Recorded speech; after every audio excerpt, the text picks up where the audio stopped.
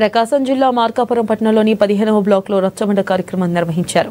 ఈ కార్యక్రమానికి chief గెస్టులుగా YCP నియోజకవర్గ ఇన్ఛార్జ్ అన్నా రాంబాబు, వెంకటరెడ్డిలు హాజరయ్యారు. పశ్చిమ ప్రాంతం వెనుకబడిన ప్రాంతమని, వైద్యం ఎంతో అవసరమైన ఈ ప్రాంతానికి మెడికల్ కళాశాలను ప్రైవేటీకరణ చేస్తే సామాన్య ప్రజలు అనేక ఇబ్బందులు ఎదుర్కొంటారని తెలిపారు. కూటమి ప్రభుత్వం ప్రజలకు కళ్లబొల్లి మాటలు చెబుతూ మోసం చేస్తున్నారని ఆరోపించారు.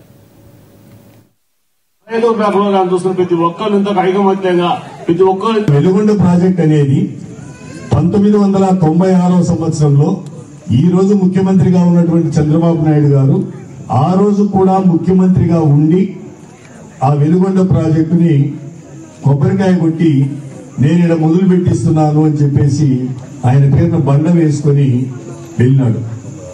ఆ తర్వాత 8 సంవత్సరాలు వారే ముఖ్యమంత్రిగా కొనసాగినారు. బండ వేసి ఆయన ముఖ్యమంత్రి దిగిపోలా, ఆయన 8 సంవత్సరాలు ముఖ్యమంత్రిగా ఉన్నారు. కానీ ఒక్క రూపాయి దానికి డబ్బులు కేటాయించాల పనిచేసేదానికి ఒక తట్ట మట్టి పక్కన పోపేలా మొత్తం బండ అయితే వేసినాడు, కొబ్బరికాయ అయితే కొట్టిండు, అంత డౌట్ ఏం లేదు. కానీ రాజశేఖర రెడ్డి గారు ముఖ్యమంత్రి అయిన తర్వాత ఆ ప్రాజెక్టు మొదలైంది.